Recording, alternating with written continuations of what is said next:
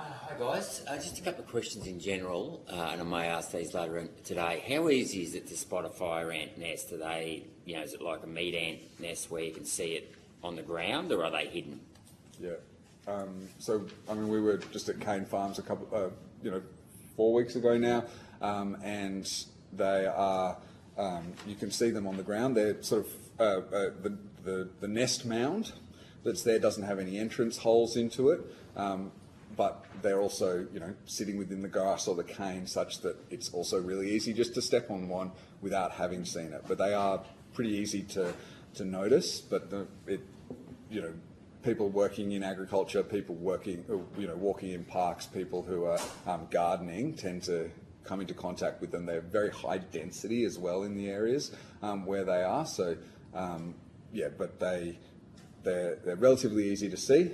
When you do touch them, those ants will boil out of the ground really quickly, and they're hyper aggressive, so they will start stinging you immediately. And I was saying to Senator Sterle earlier, I got stung 4 weeks ago now, and there's still marks all over my arm. It took me a week and a half to get my wedding ring back on from the swelling across. So they're seriously painful when you have them. One of the things that we've been taught, the program's done a bit of research on this that they've shared with us, and for people who live in the fire ant zone, they're very reliant on community reports, so people thinking they've found a fire ant and sending in a report of that. And it seems as though there's about a 70% reliability of those.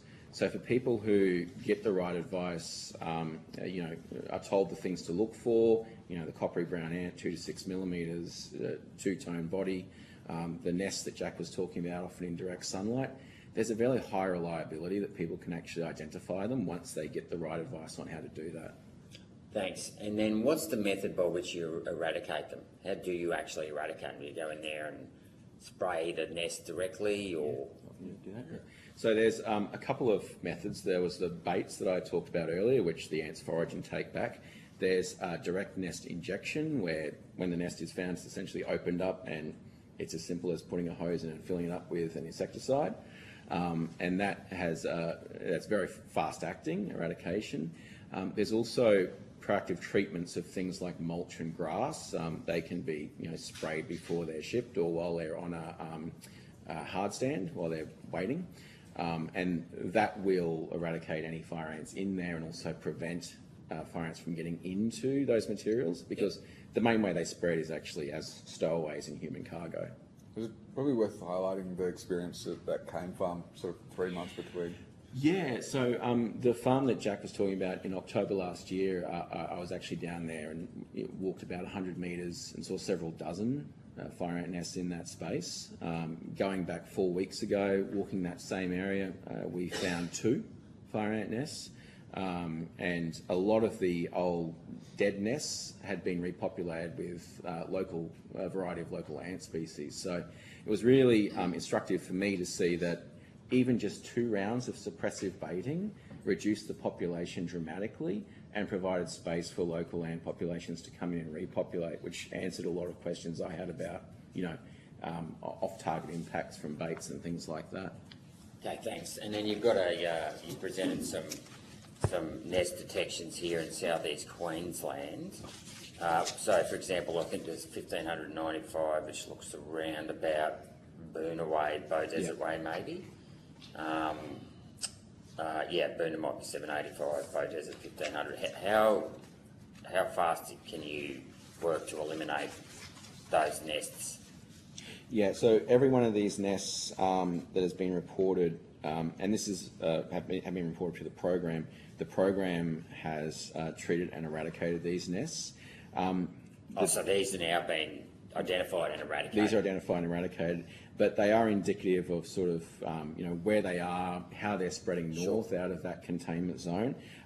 The big concern, obviously, is not the nests that have been found and eradicated. It's the nests that are out there, possibly possibly expanding, reproducing, and growing in density. That's the big worry. And I guess it's probably worth highlighting that there's 2 programs essentially that are running parallel at the same time at the moment. So one is the eradication program, and that is a systematic basically approach with that ring of looking at, treating 100% surveillance outside, which will then slowly move its way in. Inside the zone, though, is what's called the FAST, the Fire Ant Suppression Task Force. That's funded by the Queensland government, and that is so that's totally different. That's much more focused on self-treatment, on businesses, on individuals treating themselves. There isn't within the zone. The strategy now is not to eradicate; it is to suppress. Our real concern, and one of the recommendations we've made here, is that at the moment, where those resources are available is patchy. So you'll see on that map above, the yellow area. Map 3. Map 3. The yellow area is where people can have free self-treatment baits available to them. But currently in both Brisbane and Moreton Bay LGAs, free baits aren't available. So the theory is that these areas are inside the ring. So the eradication is not about, stopping the things inside the ring. It's about closing that ring over time in terms of, efficacy of investment. Our concern is the main way that fire ants move large distances is human-assisted movement. And we're shifting to this program. So the program over the last decade has been much more about a west to east suppression and really suppressing wherever and eradicating wherever you find them. That is shifting now. And the density we're going to start seeing in around Brisbane, South East Queensland, inside that zone is going to start building up over the next few years. We haven't seen... So thanks for that. Yeah. So in regards to, say, people living on acreage or that might be in their own backyard, if they identify a fire ant nest, what do? They either call an agency or can they eliminate the fire ants themselves? The best thing would be to report it so that it gets included in the data. The agency, which would be the National Fire Ant Eradication Program, will then give them advice on if they are located in the eradication band, they'll get proactive response, someone will come out and treat.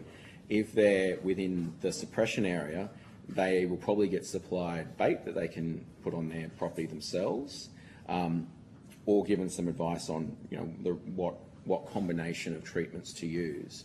And as Jack was saying, our concern is that it's a bit of a patchy response, and in that suppression area, not everyone can access those free baits. So it very much depends on which side of the street you're on in some cases. Because I imagine, sorry to cut you off there, it's not something that you want people to just try and kill themselves because they could get injured, wouldn't they? I mean, these things are pretty savage.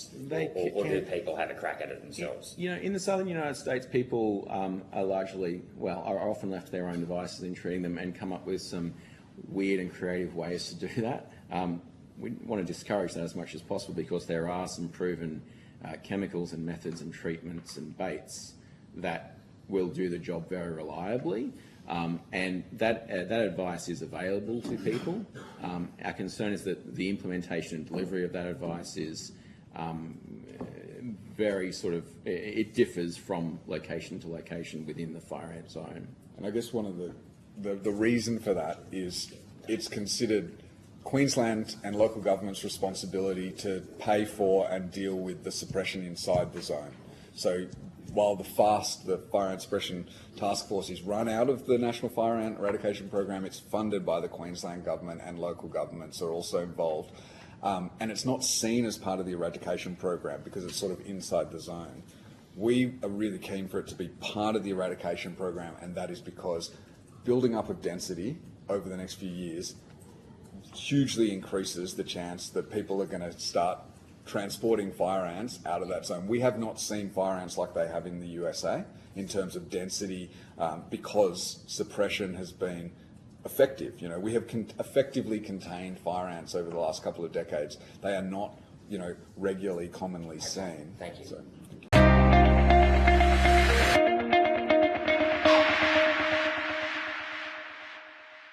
Authorised G. Rennick, LNP Chermside.